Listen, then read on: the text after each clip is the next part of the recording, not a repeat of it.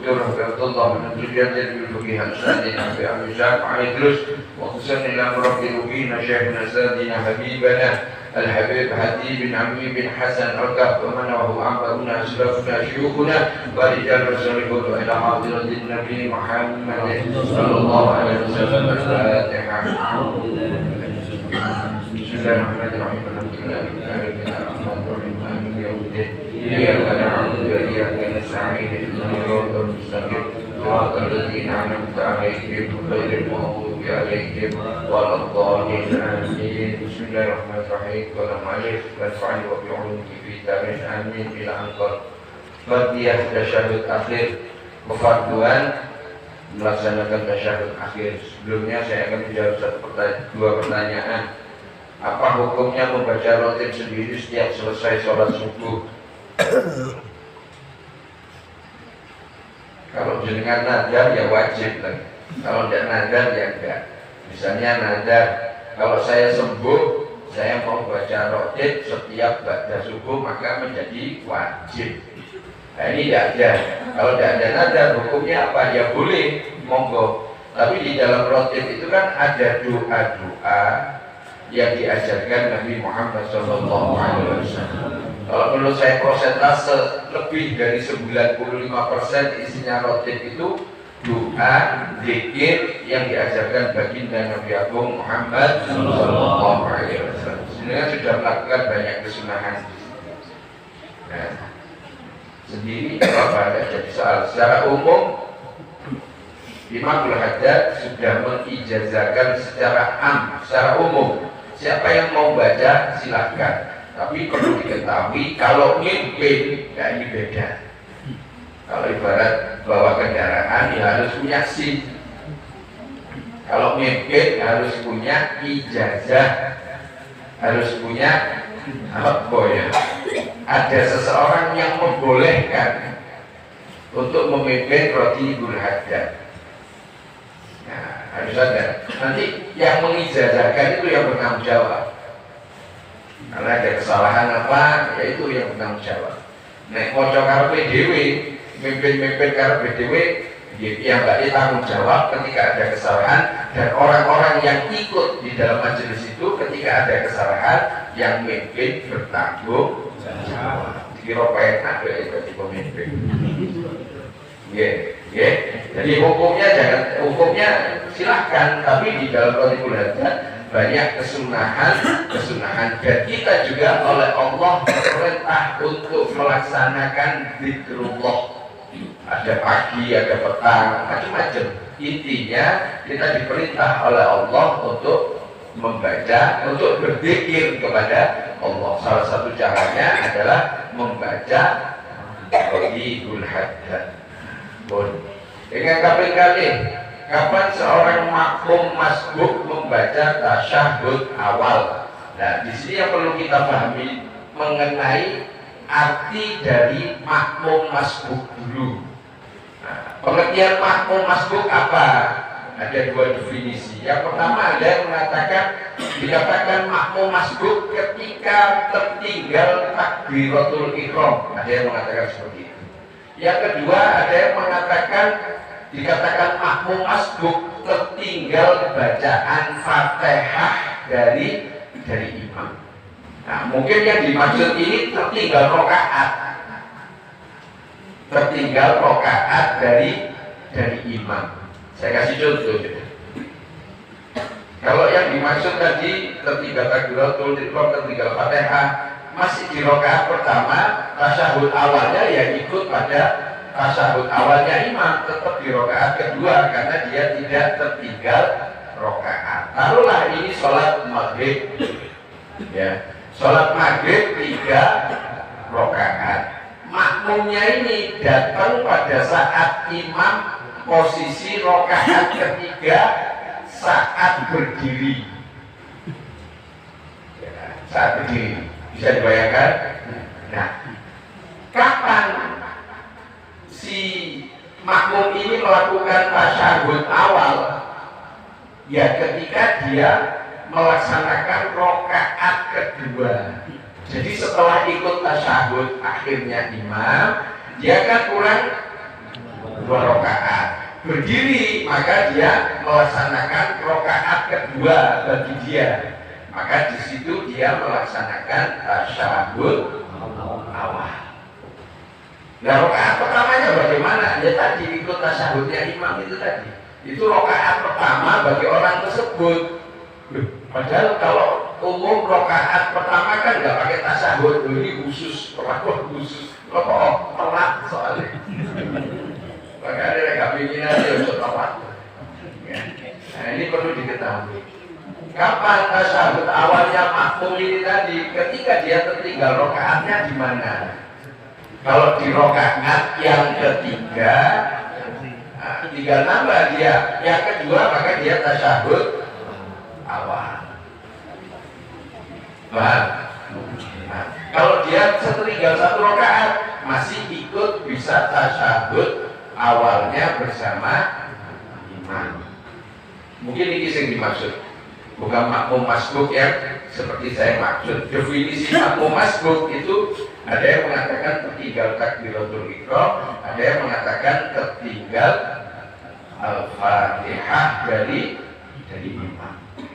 Hanya kalau sudah tertinggal, kalau di kitab ini dikatakan ketika imam dan makmum tertinggal fatihah dari imam, maka dia segera memulai fatihah. Tidak disarankan untuk melakukan doa istiftah atau iftitah, tidak disarankan meskipun sunnah. Tapi untuk dia, kenapa? Karena dia terlambat. Dan tidak disarankan makmum yang masbuk seperti ini tertinggal bacaan fatihahnya imam untuk membaca ta'awud. Seandainya dia membaca ta'awud, maka dia wajib menyelesaikan bacaan surat Al-Fatihah sampai selesai. Paham ya? Nah, langsung. Kalau tadi kan, pada saat setelah takbir pertama, habis niat takbir, bisa mau sedekap ini diputar tangannya, itu hukumnya gimana? Nah, sebentar saya jelaskan dulu. Di saat niat terus takbir, niat sama takbir itu bareng. Perlu saya garis bawahi dulu.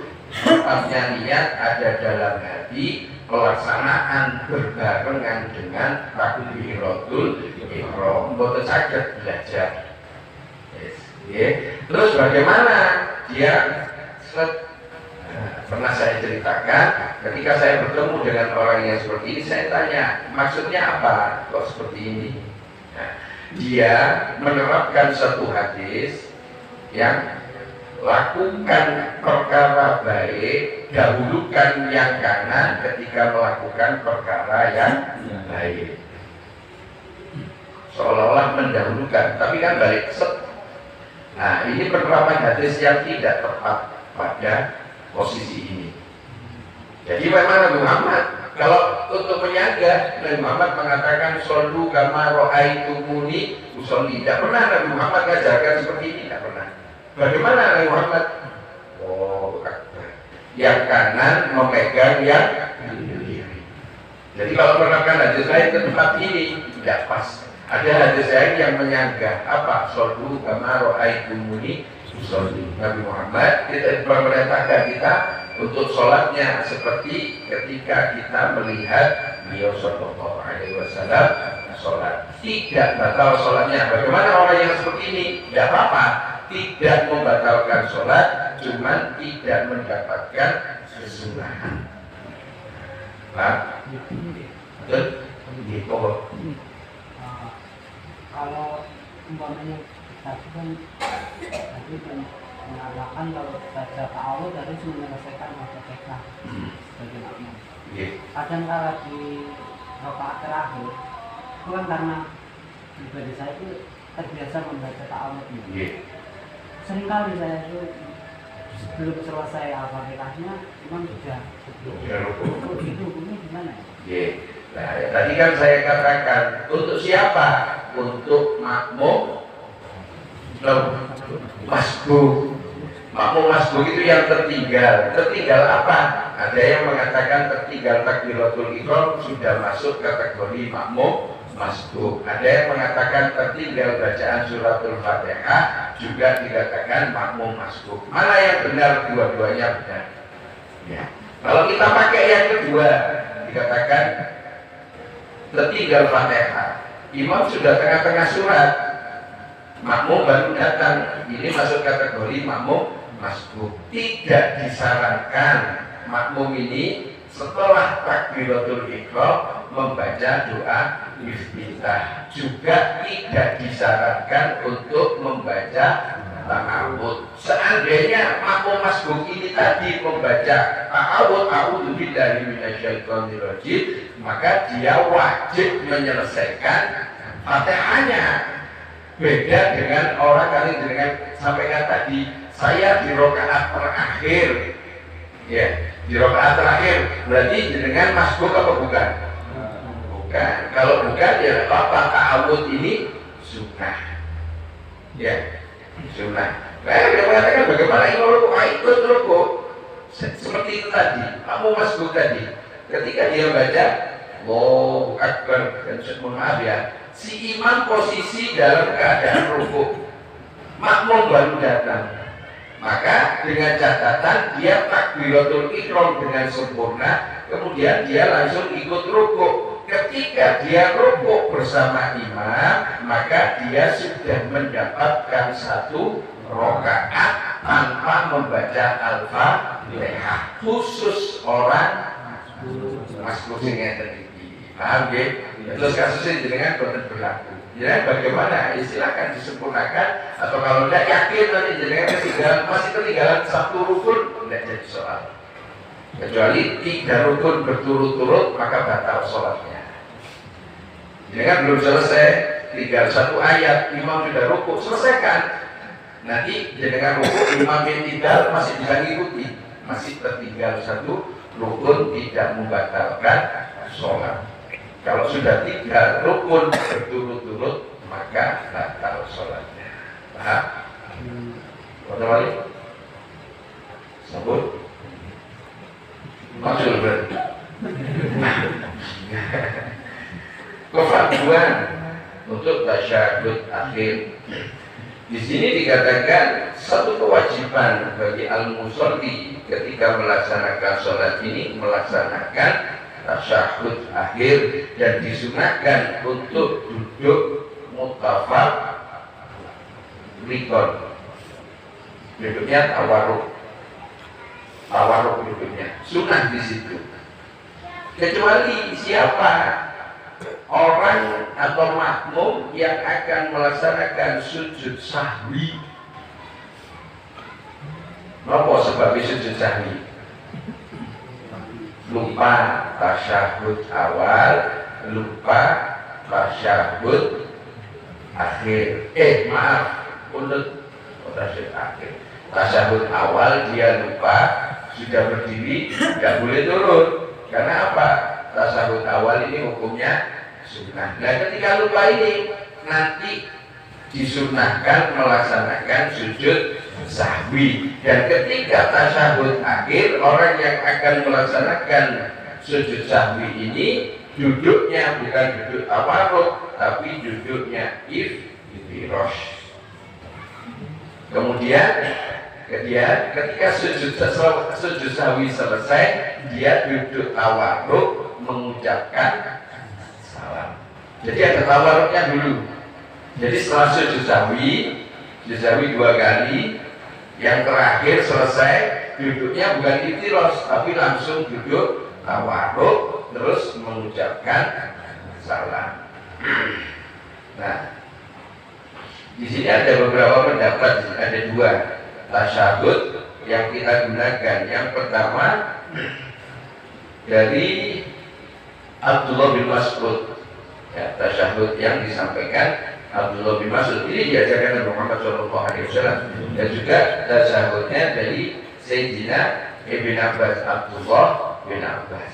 Dari Sayyidina Ibn Abbas ini, Abdullah bin Abbas di sini mengatakan karena Rasulullah SAW yu'allimani, beliau Nabi Muhammad SAW mengajarkan tasyahud seperti beliau mengajarkan Al-Quran.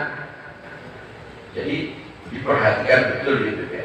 Karena masuk rukun. Kalau satu rukun ucapan rukun qauli adalah Al-Fatihah, jadi itu harus betul. Begitu juga dengan tasyahud. Yang dimaksud tasyahud di sini adalah tasyahud akhir. Di sini dikatakan Abdullah bin Abbas ini mengatakan Nabi Muhammad SAW mengajari kita tasyahud seperti ketika beliau mengajari Al-Quran. Jadi ada penekanan di sini, harus betul. Dan di sini beliau SAW mengatakan at-tahiyyatul mubarakatus sholawatut thayyibatu lillah. Assalamu alayka ayyuhan nabiyyu wa rahmatullah wa barakatuh. Assalamu alayna wa ala ibadillahis sholihin. Asyhadu an la ilaha illallah wa asyhadu anna Muhammadan Rasulullah. Nah, ini diriwayatkan Imam Muslim di dalam sahihnya. Nah, ini tasyahud akhir wajib ini.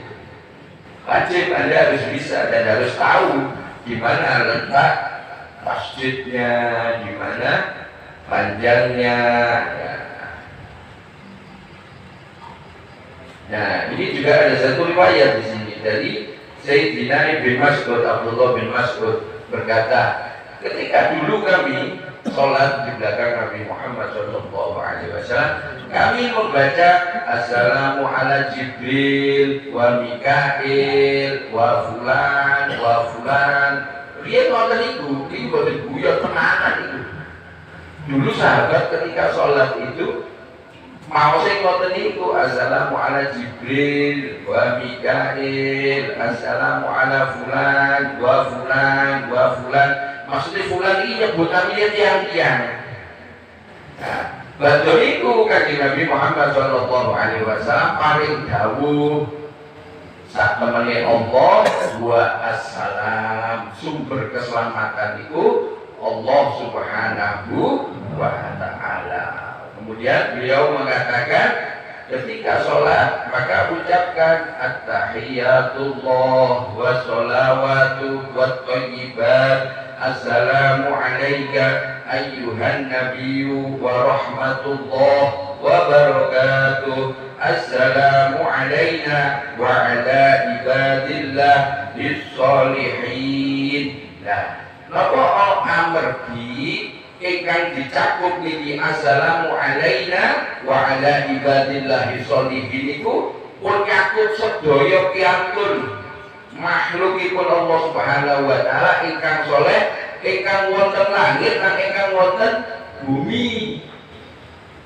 Makanya kalimat ini wau assalamu alayna wa ala ibadillah bis-sholihin iku wis cukup. Dawuh Kanjeng Nabi ngoten, wis cakup sedaya wong-wong saleh sing di langit sing di bumi, daripada kados sahabat wau napa assalamu ala Jibril wa Mikail, assalamu ala Fulan wa Fulan, disebut setunggal-setunggal. Tapi kali Kanjeng Nabi diajari ngeten iki napa assalamu alaina wa ala ibadillah bis-sholihin. Terus Kanjeng Nabi melanjutkan asyhadu an la ilaha illallah wa asyhadu anna Muhammadan abduhu wa rasuluh. Wonten tambahanipun ngeten iki. Lalu boten soal niku. Lan mriki mangke wonten malih. Nah, kula ajengaken mawon iki. Nah, wonten ucapan ngeten napa ketika sholat niku assalamu alayka ayyuhan nabi niku digantos kali assalamu ala nabi. Wonten sing gantos ngoten niku. Lah teng mriki didhawuhaken napa boten asal gantos assalamu alayka ayyuhan nabi digantos assalamu ala nabi niku boten asal. Napa ngeten keteranganipun? Meskipun kalimat assalamu ala nabi niki saking sahabat. Nah, sahabat ini kan yang sing celak kali Kanjeng Nabi sing riwayatkan hadis.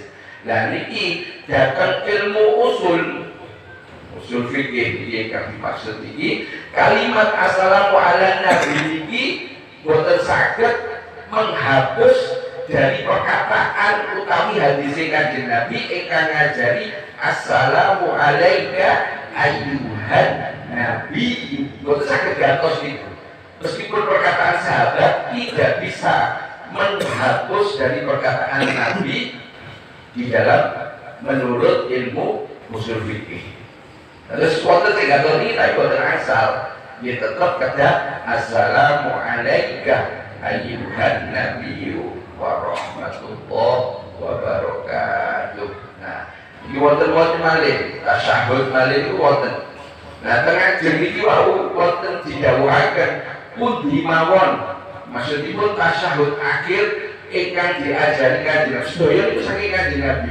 Cuma wonten beberapa tambahan. Salah satu niki wonten. Nah, at-tahiyatul mubarakatus shalawatut thayyibat lillah. Assalamu alayka ayyuhan nabiyyu wa rahmatullahi wa barakatuh. Assalamu alayna wa ala ibadillah bis-shalihin. Asyhadu an la ilaha illallah wahdahu la syarikalah. Dereng atos dengan gini. Tapi ini jelas. Pundi sebade ditambel monggo sedaya leres. Nah, kalau kali jenengan mulai alit ngeten iki wis diuruhi. Nah, monggo sing badhe ditambel monggo kados wau sinten saking Abdullah bin Abbas. Nah, boten-boten tambahanipun. Asyhadu an la ilaha illallah wa asyhadu anna Muhammadan Rasulullah. Dan iki wonten asyhadu an la ilaha illallah wahdahu la syarikalah wa asyhadu anna sayyidana Muhammadan abduhu wa rasuluh. Nah, ngapunten tambahan iki akah penjelasan iki. Nah, boten-boten pertentangan. Benten kali ingkang wau napa? Assalamu ala nabi ini boten asal. Kenapa? Karena tidak bisa menghapus, menggantikan yang diajarkan Nabi Muhammad SAW. Dan tambahannya tadi benten dan tidak bertentangan dari makna. Nah, tapi nyun sewu kemriki Pak Konten penjelasan yang panjang saja nih pun. Nopo perkataan Sayyidina kemriki dikurung. Kata Sayyidina itu dikurung, tapi penjelasannya luar biasa. Wonten sak lembar nih. Sak lembar setengah hanya menjelaskan tentang perkataan Sayyidina. Tapi intinya cuma satu apa? Namun kayak kula mugemi dawuhipun Habib, nggih termasuk mriki wonten keterangan bentuk penghormatan kita kepada Nabi Muhammad sallallahu alaihi wasallam. Banyak, bahkan Imam Syafi'i juga memberikan komentar tentang perkara Sayyidina niki wau. Hanya orang-orang yang ngapunten berani, saya mengatakan beliau terlalu berani memberikan statement tidak perlu membaca kata Sayyidina. Saya cuma memberikan komentar pula, mereka terlalu berani. Kenapa? Mereka kepada orang tuanya tidak berani nyebut langsung namanya. Tapi kenapa kepada Nabi Muhammad SAW yang kita umat muslim tidak mungkin bisa membalas jasa besarnya Nabi Muhammad SAW. Dan beliau tidak pernah mengusik perkataan itu. Memang benar Nabi Muhammad tidak pernah mengajari meskipun di bacaan sholawat yang diajarkan Nabi Muhammad SAW adalah sholawat umi. Hanya itu, yang lainnya ada. Itu beliau memang tidak menyebut kata Sayyidina.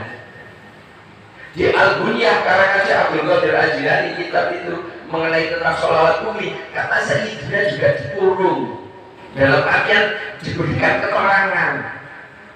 Nah kita juga termasuk umatnya, menurut saya, hemat saya, lebih bijaksana ketika kita menyebut beliau bukan dengan langsung menyebut namanya, tapi memberikan gelar dulu. Salah satunya gelarnya adalah Sayyidina. Niku mawon. insyaallah selesai ngajeng boten yang berdekat disampaikan teng kula. Nah, boten bijing membahas tentang niki perkara.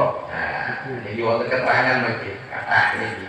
Kapan ngeten niku pas kapan? Nah, niki wonten mangke tepik. Insyaallah mugi sedaya paling panjang umur, paling lahir rezeki, paling kepahaman.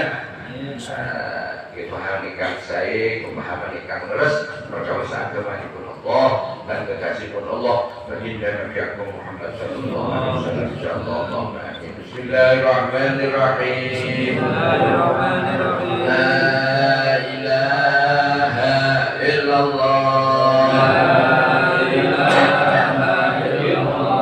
Al-mawjudu fi kulli zaman. Kafi,